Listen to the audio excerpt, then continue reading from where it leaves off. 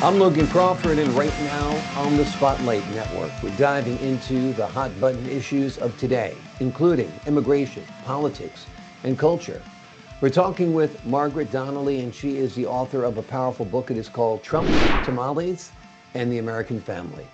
This book offers bold, practical solutions for addressing the challenges of undocumented immigration in the United States while reimagining our shared future through peace, prosperity, and collaboration. We're delighted to have this very talented author join us here today on Spotlight. We thank the team at Authors Tranquility Press for helping us put her in the spotlight today. And we ask viewers like you to support authors like her by subscribing to our channel and by purchasing her amazing book. The links are below this interview. Margaret, great to see you here today on Spotlight. Thank you so much for joining me. Thank you very much, Logan. Let's ask you first, President Trump won the election. Is that good news, bad news when it comes to immigration and the undocumented here in the United States? That's a very good question, Logan, because there's no way we can predict what President Trump will do once he takes office. I know that he's talking about mass deportations, but I've seen this game before. For instance, with Ronald Reagan, he entered, the presidency talking about massive deportations and how he was going to attack that. And 4 years into his presidency, he changed his mind and ushered the legalization law of 1986, also known as the amnesty. So you can never predict. I mean, Trump is a businessman, and I think that he's going to look at it not with political lens, but more through the economy and the impact that his policies will have on the society in general. So I can't say it's good news or bad news. I am a wait and see. Let's see what he comes up with. Exactly. See if he does actually try to deport millions and millions of people as promised, or whether he comes up with another plan that might be more palatable to many as well. Certainly trying to deport that many people will be controversial at best, disastrous possibly as well. The humanitarian stakes are very, very high. What do we do in this country where we recently, over the last 4 years, have been flooded with an unprecedented wave of migrants and asylum seekers? What's your solution? Yes. What is what? What's your solution? What ideas do you have to help solve this problem? Well, massive deportations. That's one of the issues that I want to address because it's I think that it's futile. I believe that from economic perspective, it's going to drain the economy. It also takes a lot of money, a very strong infrastructure designed specifically for that purpose, which we don't have right now. Yeah. What are the solutions? I offer them, some of them in my book, Trump, Tamales, and the American Family. I think that we need to be much more powerful together as a united hemispheric family that recognizes the value we offer one another and utilize all the resources that are available in the hemisphere. I think that one of the things that we need to change is our economic policy in the Americas. I believe that we need to have a more sensible approach to deterring illegal immigration by offering a hand to Central and South American governments and also Canada. I mean, we're all in this together. We are a family, as I put in my book. Exactly. If we make the countries where these people are fleeing from wealthier, stronger, safer, less oppressive, we won't have this influx of migration, correct? Exactly, Logan. I mean, look at what we did after World War II. After defeating Germany, to the ground, defeating Japan to the ground, what did we do?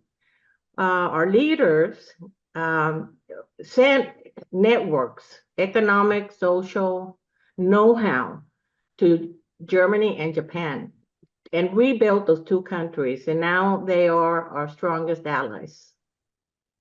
Exactly. Yeah, you create allies, you create relationships, you create bonds by building people up, not by tearing them down, no doubt. And I think that's a great analogy to look at what we did after World War II to rebuild our enemies and create allies instead. Now, you grew up in Venezuela. Tell us what your immigrant experience was like coming here to the United States. Well, I was very fortunate, Logan, because I am the daughter of a U.S. citizen, of an American who served in the Pacific during World War II. When he came back, he joined the oil business and got a job in Venezuela and met my mom, who is a Venezuelan. And he stayed there for like 25 years. So I was born there, raised there till I was 15. As soon as I was born, he went to the U.S. consulate in our area and registered me as a U.S. citizen. So I have been a U.S. passport carrying person all my life. And Wonderful. so I was very fortunate, along with my sister. When we came to the United States, we adapted pretty well. We knew English, and of course, we knew Spanish. So it was a very, very positive experience. I love the United States. I Yeah. love its opportunities. Like Ronald Reagan said, when someone goes to France, he's not a Frenchman. When he goes to Turkey, he's not a Turk. But when a person comes to the United States of America, he becomes an American because of the value system that we adopt, that immigrants adopt. And it's amazing. There's so many people who disparage the United States, say it's racist, bigoted, but there's no other country in the world like it. This country is filled Mhm. with people from every corner of the globe. That's There are true. Venezuelans here, Mexicans here, Irish here, Germans here, Dutch here. You name it, they're here. And that makes this country strong.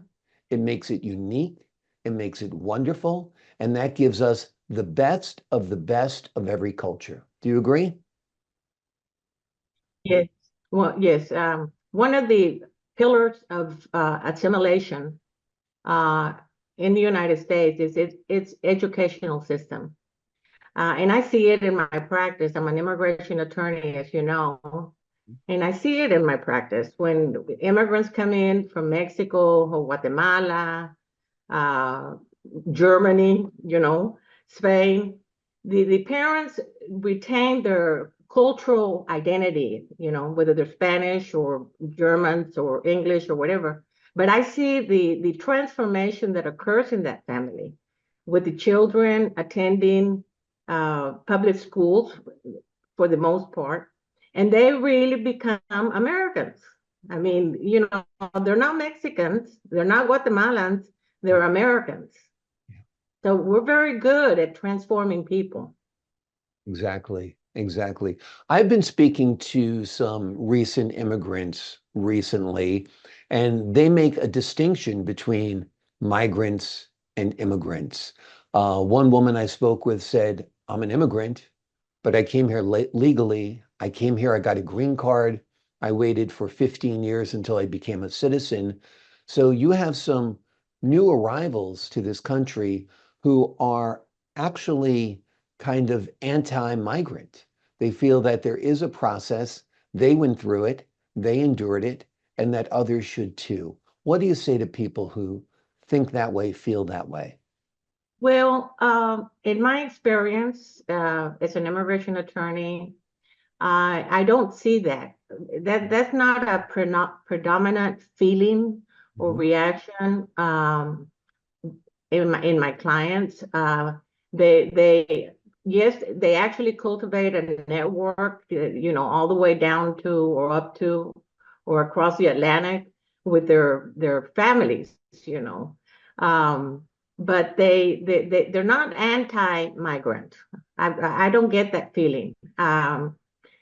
Maybe it's something that the press, likes to talk about, but I really don't feel that it's that way.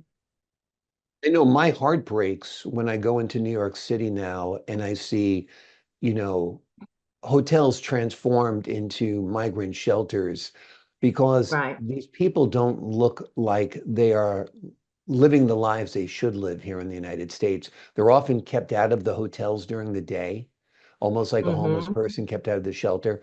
I saw people being fed on the sidewalk. And I said to myself, there are ballrooms inside that hotel. I've been in that hotel. Why aren't they giving these people a decent sit-down dinner rather than serving them, children even, out on the street on paper plates? Um, Well, it's a tough time. it is a very tough time. It is a very tough time. Just like President Biden was unable to contain the massive wave of migrants, okay? Because we didn't have the extra infrastructure to contain it or to process it properly. So the only thing that the federal government found to do was to just let them in, process them, get their name, and just let them go. And of course we know, what governors like Governor Abbott in Texas have done, by shipping them to New York and to Chicago to avoid getting completely overflooded with immigrants, illegal immigrants. But it's an infrastructure failure.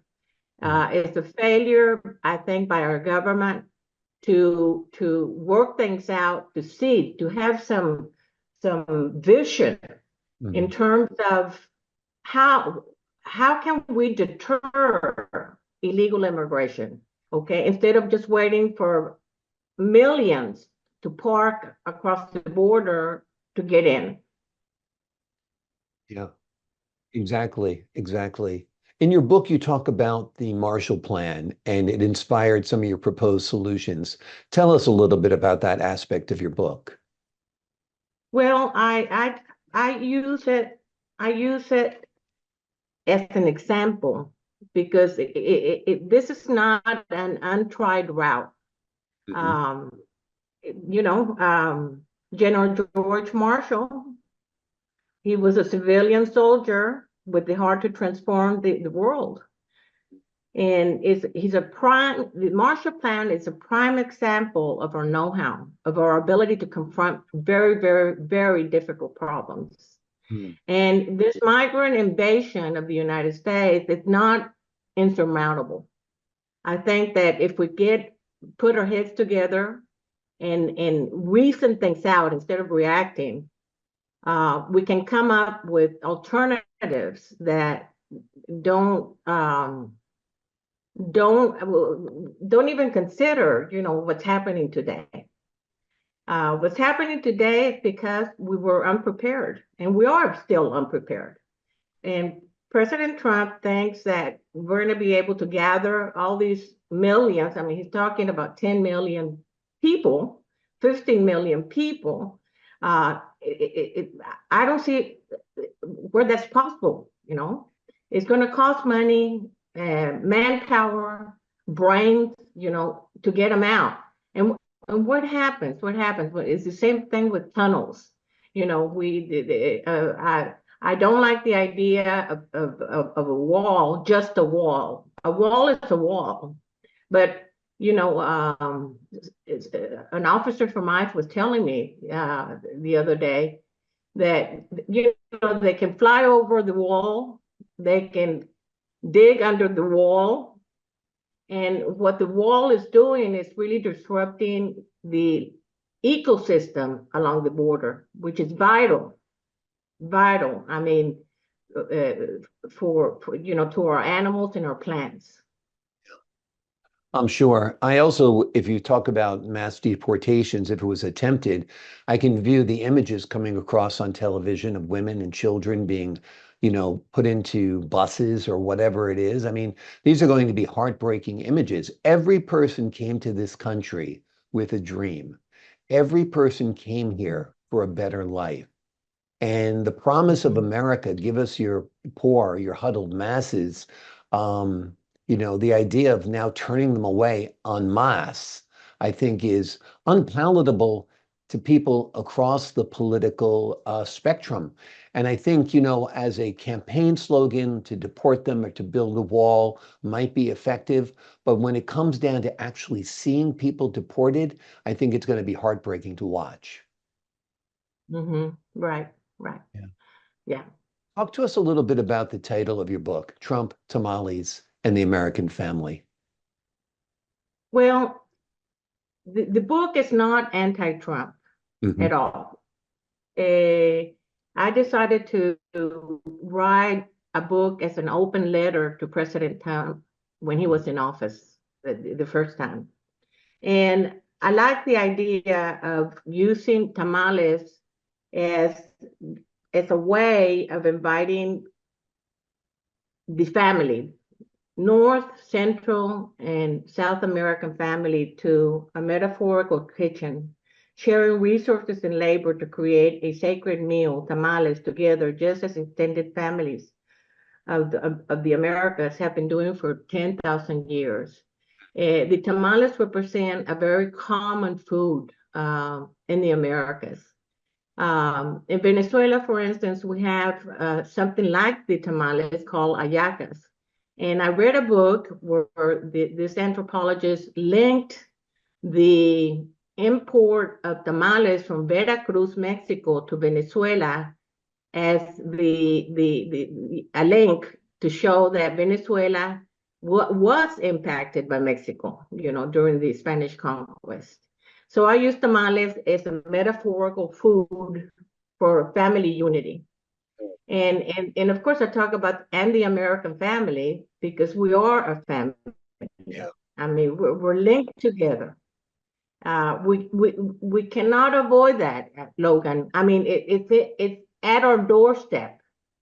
8 million, so they say, immigrants came in during Biden's administration. You know what that is? That is incredible.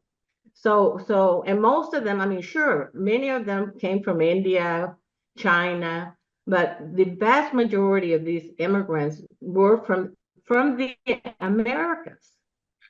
So, instead of sitting still and waiting for this problem to crash on our head, I argue in my book that we need to bring our resources together, which are very, very strong. We're a very creative country, and we can do it. We can come up with, a different foreign policy, a different economic policy.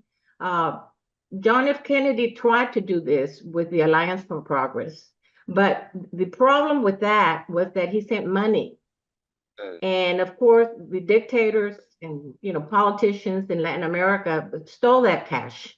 But we need to do what General Marshall did, which was bring together know-how and export it.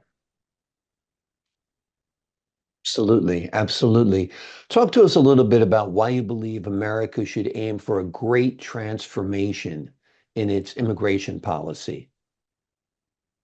It's specifically what? I mean, Well, can you what explore on type of that? changes would you propose that happen to our immigration policy in general to make it so we don't have people flooding over the borders of our country without any processing? I mean, it can't just be an open border, right? It needs to have some kind of orderly way into our country. And for Right, some, that has seemed prohibitive. And I think that's why people are sneaking in. So I guess there has to be some kind of balancing act, right? right. We cannot deter the needs, deter, what is happening in Latin America by just sitting still. We are completely absorbed by the lack of attention to this problem. The problem doesn't exist just in the United States, Logan. It exists in the hemisphere. And we have the resources, to work things out. I know that not all countries in the hemisphere are friendly to us, but the majority are. So I think that we need to do exactly what Reagan did. When he decided to bring the amnesty, he formed a commission, and the commission went to Mexico and to several countries in Latin America, in addition to the Caribbean region, to interview the leaders, to say, why is this happening? How can we help?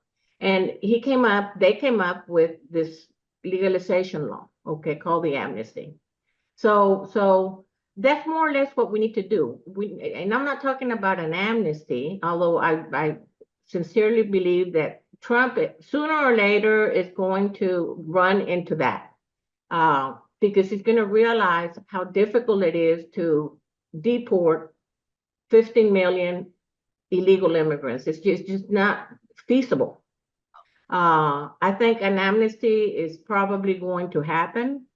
I think that's one of the things that should happen in order to reduce the problem that we have. We need to get these people legal papers. They need to get their social security number, driver's licenses, become legal.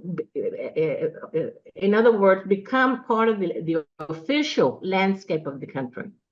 Not sneak or do illegal things. Yeah. So, I mean, people shouldn't be forced to hide in the corners. They're right. here. They need, like you said, they need the basic necessities of life to thrive in our society. They need a driver's license. They need working papers. They need to be able to pay their taxes. They need shelter in some cases. There's children involved as well, right? Right. Yeah. And you see, for instance, our educational system is wonderful because we allow children who are undocumented in. You see? So and we work with them and we transform them, you see? And so one of the reasons why I think that we got a law called DACA, which is called the Dreamers Act, which has attempted to legalize these children who are American, quote unquote, but not. They've never been to their homeland. I mean, they were born there and they were brought here as children. And so one of the things that we need to do is legalize the dreamers. Right. Yeah. Absolutely. Absolutely. It's a terrible limbo for them to be. Like you said, they've never been to Mexico or, Venezuela or wherever it is in Latin America, but America's their home, but it's not really their home. So they're caught in a no man's land, and that's clearly unfair. What do you hope that readers take away from your book? What do you hope they learn?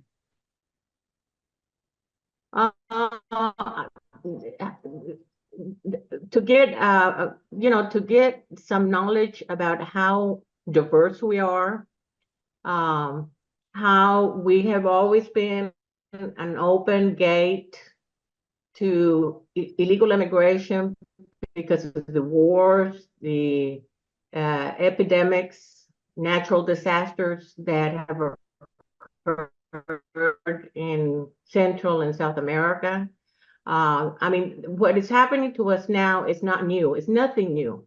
We lived through that like in the 1980s with the wars in Central America.